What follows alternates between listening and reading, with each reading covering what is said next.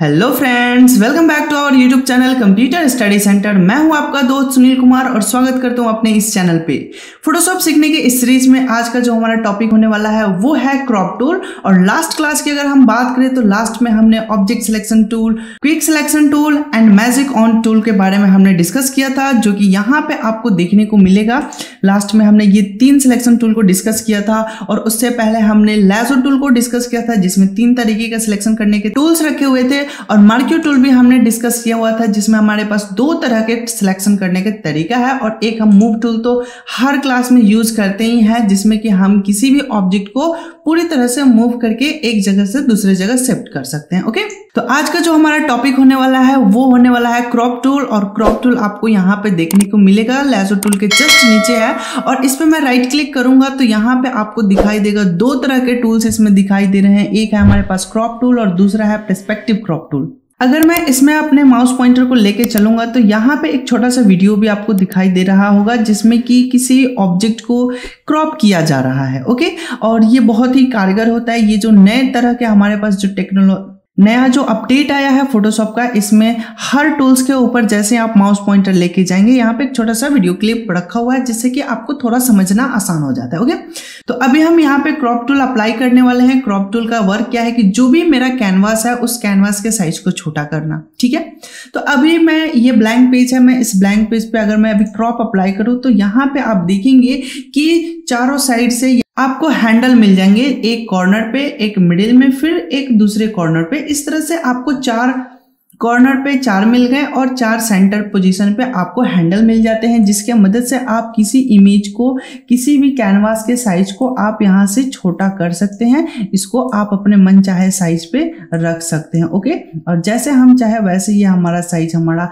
जो भी हम साइज देना चाहते हैं वो अपने साइज के हिसाब से हम यहाँ पे क्रॉपिंग कर सकते हैं। ठीक है, तो ये तो खैर ब्लैंक पेज है, इस पे थोड़ा सा समझना मुश्किल हो रहा होगा। तो हम एक इमेज के ऊपर चलते हैं। मैंने एक इमेज यहाँ पे ओपन करके रखा हुआ है और ये इमेज बहुत ही खूबसूरत सा है, लेकिन इसका अगर हम इमेज की हाइट देखें तो काफी ज्यादा हो रहा है ना। तो मैं ऐसा चाह रहा हूँ कि इस इमेज की हाइट थोड़ा कम करूं और इसको क्रॉप कर लूं। ठीक है, यहाँ पे बस मैं इस जो लेडी है, इस लेडी को ही मैं बस रखना चाहता हूं। तो ये हमारा क्या हो गया, क्रॉप हो गया।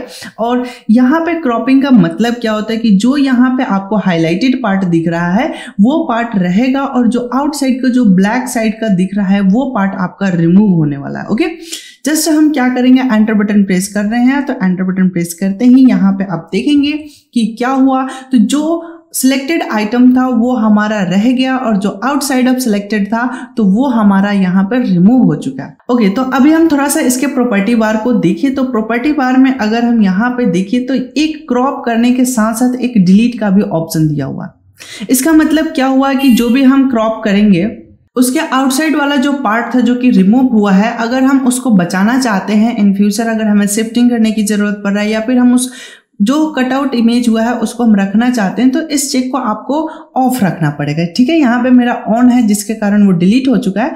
अभी मैंने इसको ऑफ कर लिया। ठीक है, अब मैं क्या कर लेता हूँ, कंट्रोल जेड करके मैं फिर से वापस कर लेता हूँ। जो भी मेरा क्रॉपिंग हुआ था वो सब कुछ मेरा वापस आ चुका है कंट्रोल जेड से या अंडू करके। ठीक है, अभी मैंने इस ऑप्शन को ऑफ कर दिया। देखिए ऑन ऑफ कैसे समझ में आएगा। तो अभी मैं इस पर क्लिक करूंगा तो ये थोड़ा डार्क ब्लैक दिख रहा है, यानी कि ये ऑप्शन एक्टिव है।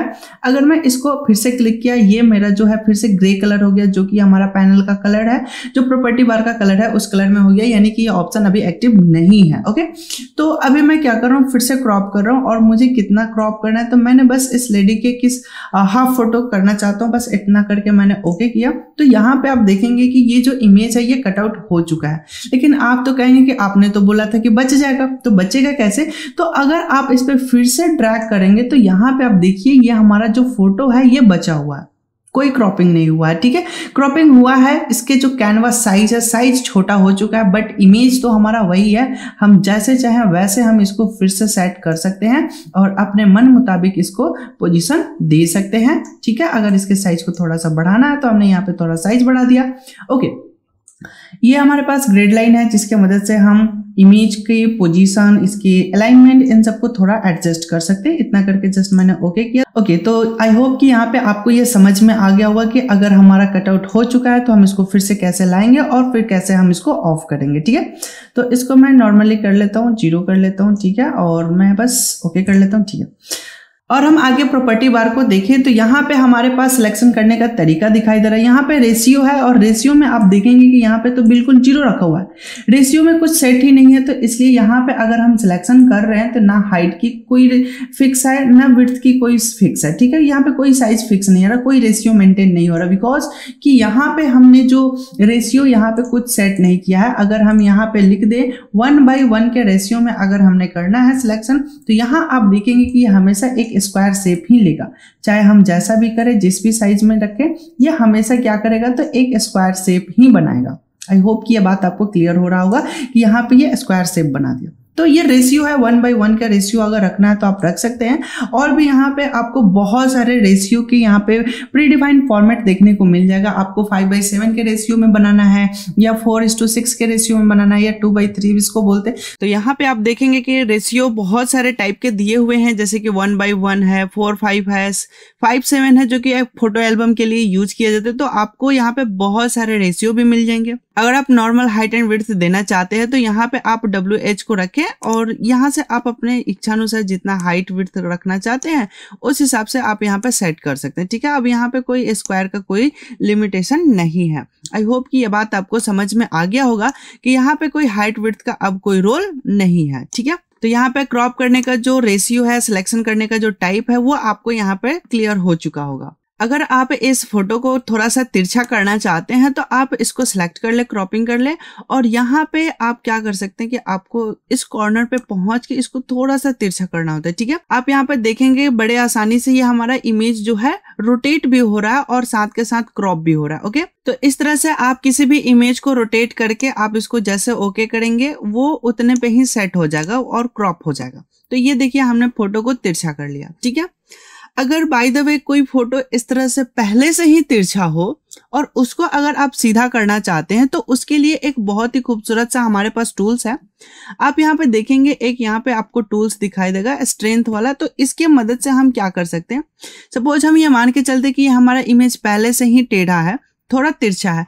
अब हम क्या कर रहे हैं कि इस इमेज को सीधा करना चाहते हैं। तो इस इमेज को सीधा करने के लिए मैं थोड़ा सा जूम करूं तो आप यहाँ पे देखेंगे ये जो रोड का यहाँ पे क्रॉसिंग का जो सीन है ये इस तरह से तिरछा है, जबकि ये सीधा होना चाहिए, तभी जाके ये इमेज सीधा होगा। तो अभी हम क्या करते हैं, जैसे ये क्रॉसिंग करने वाला साइन है, मैं उसी को ध्यान में रखते हुए इस लाइन को मैंने ड्रॉ किया और जैसे मैं इसको छोड़ूंगा आप यहाँ पे देखेंगे कि ये जो हमारा इमेज है ये बिल्कुल सीधा हो चुका है। अगर आपको साइज छोटा बड़ा करना है तो आप यहाँ से करके आप ओके कर सकते हैं। ठीक है, तो ये जो मेरा इमेज है अब ये बिल्कुल स्ट्रेट हो चुका है, सीधा हो चुका है। तो इसके मदद से हम बड़े आसानी से कोई टेढ़े पिक्चर को हम सीधा कर सकते हैं। अगर कोई सीधा पिक्चर आप टेढ़ा करना चाहते हैं, एंगल पे रोटेट करना चाहते हैं तो भी आप कर सकते हैं। तो मुझे उम्मीद है कि ये क्रॉप सेक्शन वाला टूल जो है ये आपको समझ में आया होगा।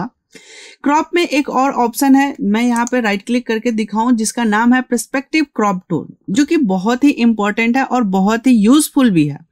इसका यूज क्या होता है कि हम अपने पर्सपेक्टिव का मतलब होता है देखने का तरीका, हम अपने पर्सपेक्टिव से किसी इमेज को देखना चाहते हैं तो उसके लिए हम इसके टूल का यूज करते हैं।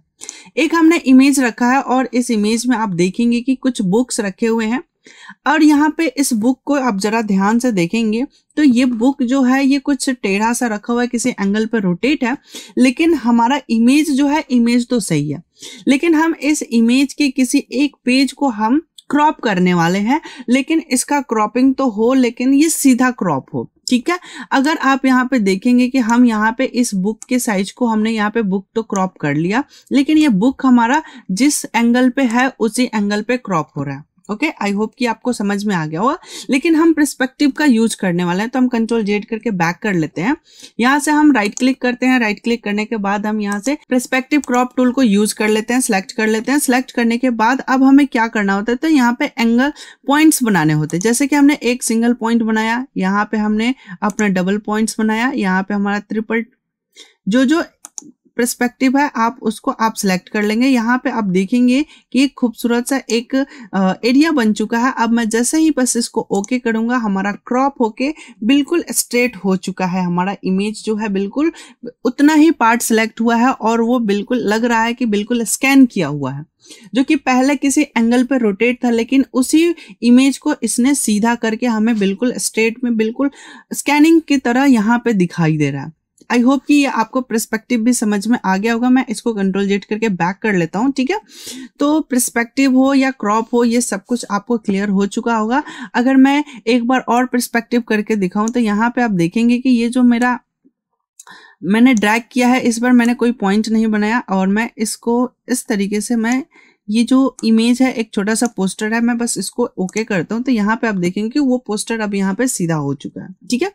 तो आप अपने हिसाब से जो भी इमेज का एंगल है आप उस एंगल को अपने पर्सपेक्टिव के हिसाब से उसको रोटेट और सीधा कर सकते हैं, ठीक है। सो गाइस, तो मुझे उम्मीद है कि आज का ये क्रॉपिंग वाला जो टूल्स है, छोटा सा टूल्स है जो कि बहुत ही इंपॉर्टेंट है क्रॉपिंग करने के लिए, फोटोग्राफी करने के लिए, और मुझे उम्मीद है कि इस वीडियो में आपने बहुत सारा एंजॉय किया होगा, बहुत कुछ नया आपको सीखने को भी मिला होगा। अगर ये इसमें आपको कुछ नया सीखने को मिला है और आपको ये वीडियो अच्छा लगा है तो हमारे इस वीडियो को एक लाइक करें, और बहुत अच्छा लगा है तो इस वीडियो को अपने दोस्तों के साथ भी शेयर करें ताकि वो भी अच्छा फोटो एडिटिंग कर सके, ओके। और अगर अभी तक हमारे इस चैनल से नहीं जुड़े हुए हैं तो प्लीज हमारे इस चैनल को सब्सक्राइब करें, और सब्सक्राइब करके हमारे इस चैनल के साथ जुड़ सकते हैं, और साथ के साथ बेल आइकन भी प्रेस कर ले ताकि जब भी कोई नई वीडियो अपलोड हो नोटिफिकेशन आपको सबसे पहले पता चले। तो आज की क्लास में बस इतना ही, मिलते हैं हम अगले क्लास में कुछ नए टूल्स के साथ। तब तक के लिए धन्यवाद, बाय बाय।